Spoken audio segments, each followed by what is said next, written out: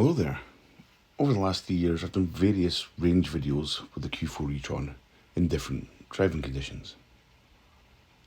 Now that it's done 40,000 miles, I thought I would see what it was like on the motorway and work out the current motorway range in reasonably cold weather. Now, helpfully, my son wanted to go and see the Man City Real Madrid game, so I booked an Airbnb and we used the Audi to head down there. So I set the sat-nav using the app to go to my Airbnb location. And it was reckoning one charge stop for 5 minutes.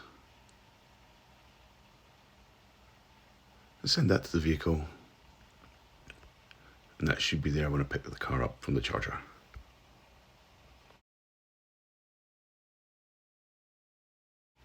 Because this is going to be a long drive, I switched off the battery protection mode, which limits you to 80% charge, and popped on the destination charger down the road to get to 100%. So as you can see, 100% charge. We're showing 225 miles of range. Just going to reset all the memories and then pick up the location that I sent from the app. The route is being calculated. And there we go. So it's reckoning we're going to have to do a charge stop after 183 miles.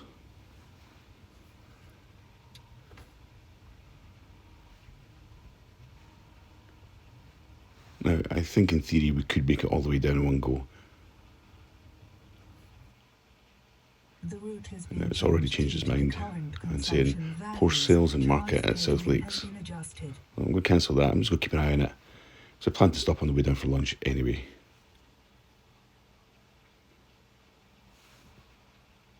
So 211 miles in total. Off we go.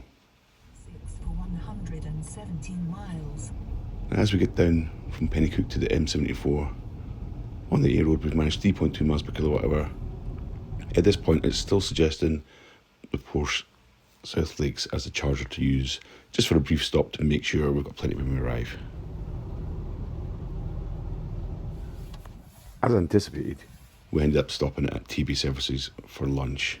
And at this point, the car was still suggesting we stop at the Porsche South Lakes for a charge, but since we were going to be going for lunch anyway, I decided to pop it on at TB. We didn't spend any time waiting about. We went in, we had our food, came back out. The car was on 76%, which I thought that'll be plenty. Should have really thought that through.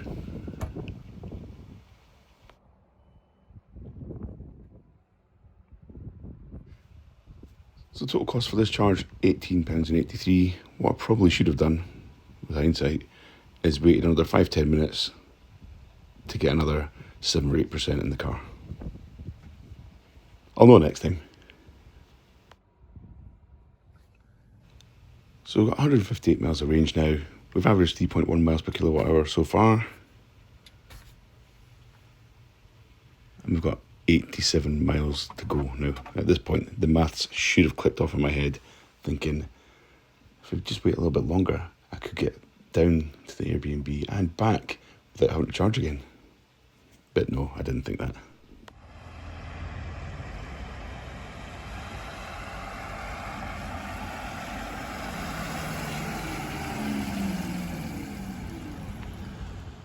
Arriving at the Airbnb, we'd managed 3.2 miles per kilowatt hour and 54 miles per hour on average, and we were showing 88 miles of range remaining. Again, at this point, I should have probably been thinking, that's not quite enough to get back up to the services. But I wasn't focused on that. I was actually focused on the football for the night.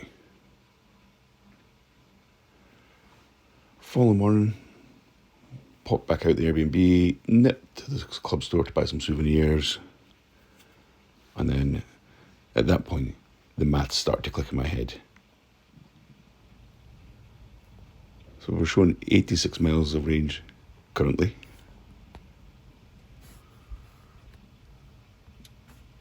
I'm going to search for TB Services.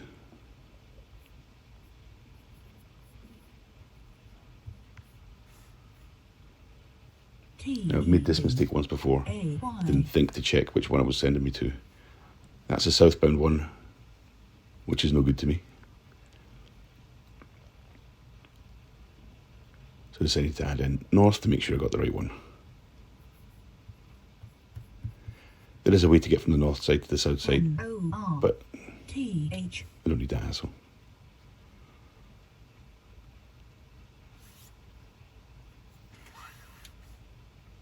So pop that in.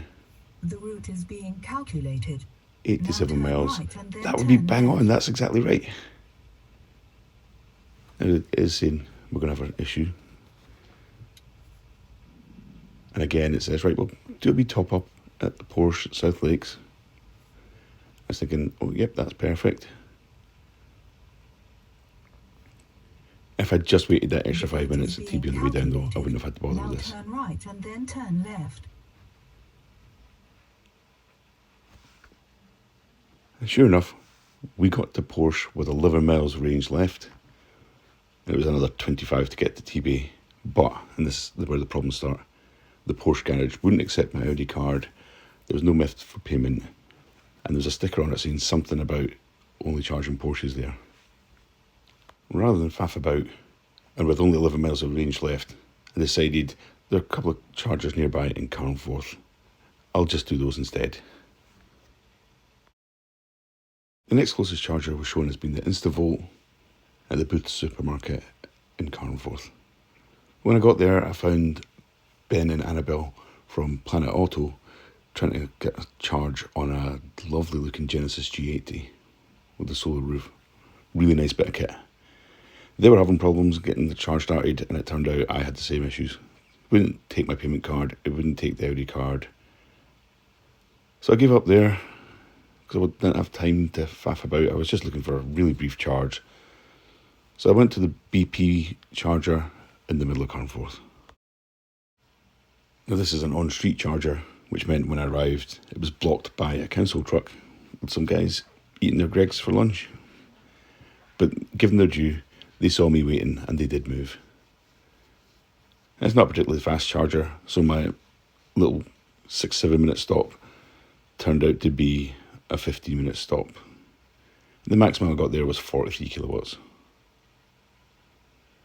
The cost for that charge, £8.61.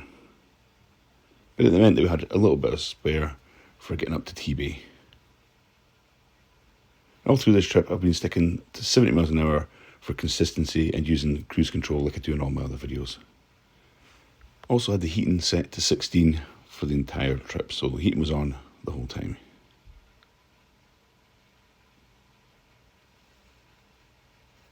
Right, so here we are back at TB again. Again, we decided we'd pop in for lunch. We were down to 5 miles and 4% battery.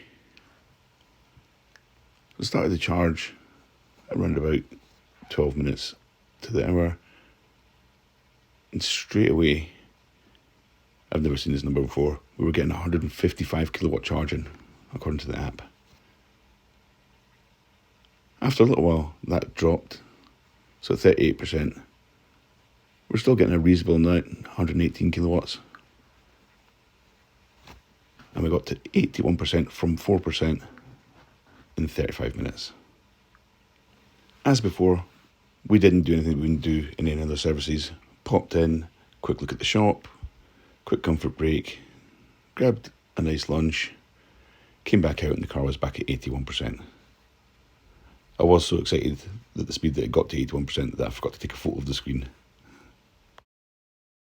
Taking it back up to 80% wasn't really necessary. It meant we had 40 spare miles, roughly, from when we got back up the road. We did get a tyre pressure warning on the way back up, as the temperature dropped. And when we got back home, I had 47 miles of range remaining. Our drive back up then had managed 3 miles per kilowatt hour. And overall, for the 2 days, we managed 3.1 miles per kilowatt hour at 51 miles an hour now. And that's over 400 odd miles of driving. In theory, then, at 3.1 miles per kilowatt hour, it should be good for about 230 miles of total range. That's with the heating on and 70 miles an hour set on the cruise control on the motorway with a little bit of A roads to get there. And the tyre pressure warning, one of the tyres was down at 33 instead of 36 psi, and that was all. Overall then, it's about a 15% drop in range over what I got last summer, doing roughly the same journey down to Manchester and back. But given the temperatures, I don't think that was that bad. Also, I didn't plan this trip as if I was driving an EV. I just drove it like I was driving a normal car. I drove to the services. I didn't wait any extra time, which I probably should have done to get additional charge. That cost me a little bit of time on the way back because I did have to find a charger to do that little top up. But to fill the car back up again and work out the total cost, it'd be round about £24.90 at my local charger at 42 pence a kilowatt hour for 77% of the battery. That brings the total cost to £115.82.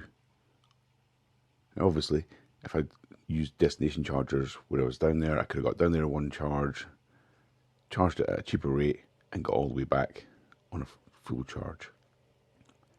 But part of this was to see what happens, worst case, if you don't plan a journey and you have to use expensive ultra-rapid chargers. Okay, that's all I've got for you in this video. Remember to like and subscribe. Thanks for watching. I'll catch you next time.